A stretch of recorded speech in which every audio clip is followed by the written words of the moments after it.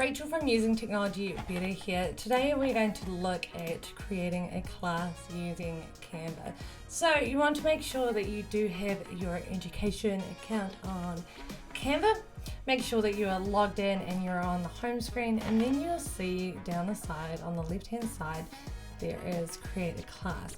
You want to click onto this and then you can choose a class name. So we're just going to name it as Room 6 today. Tap onto continue. Oh, there is already a room created. Let's go room 7. Continue. And then you can invite your students using an invite link, but you've got to make sure that your students are logging in with their school account and using the domain email. So making sure that it is at and then their school. You can invite them via a code, so you can either get them to go into Canva and then log in using the code or share the link, or you can invite them using email and add in all of the different emails. Once you've done that, click on to continue, and then you can either create another class or take me to your class. From here, this is going to show you your name already. So here is my name and my email. I am the administrator, or you can choose to make them into members. You can have a look at the billings and plans, any of the LMS integrations. You've also got reports here. So the reports will tell you how many designs you've created, how many active members are within your whole Canva account. So I've got the Using Technology Better demo school, so we've got over 7 members and we've got 2 admins. And then you can also go on to permissions. Now permissions is a really good thing to take a look at when you do create your class. So you can choose who sees all of the emails, whether it's just yourself or the administrators. You've got the Magic and AI permissions. So who can use Magic Write? Who can use the AI Magic Write?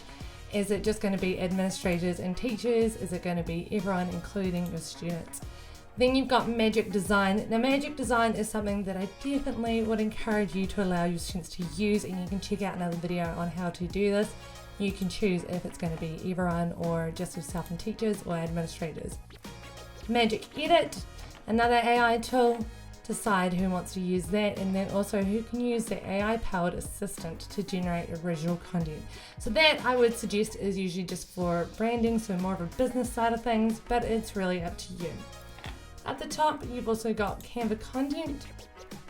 So this is all about the permissions for using Canva content in their designs. So photos, it stops your students from accessing Canva's photo library when enabled, and students can use just photos that have been uploaded. Videos and music, so it stops the students from accessing Canva's video and music libraries, and so you can choose to have that on or off, and they'll just be able to use the videos that are uploaded. And then also the Canva elements.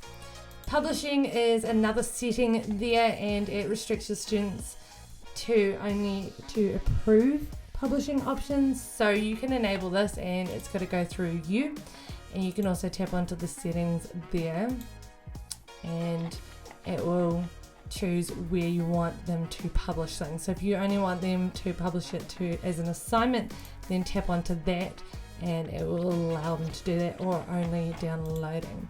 Template library, allowing your students to access the templates or not, and then also who can they share to. So if you don't want them to share to anybody outside of your Canva classroom, then tap that on, and they can only share it to you and the teachers only. Or if you're okay with them sharing it to their whānau, their parents, families, then you can have it as everyone. Team content is also there, so these permissions control how your students transfer or import content in Canva. So when content from apps is enabled, students can only import content from selected apps. If you choose that, you then have the settings and you decide what apps they're allowed to use and what they're not allowed to use. So a lot of these are outside apps that Canva has collaborated with. It is really up to you, so take a look at the different apps and what you like and what you think can be used within your classroom. Then you've also got design management, so who can copy any content from your school or your classroom to another team, you can choose that as well. If you tap onto the apps here, you can also manage the school apps. So at the moment, there's no school apps there, but if you want to create an app for your school, there's that option there as well. And then you've got all of your different settings there, so your purchase history and also your domains. That is all for administrators to go in and edit. An administrator can also edit the school details as well, and you can add in different logos, a homepage banner, and also school descriptions too.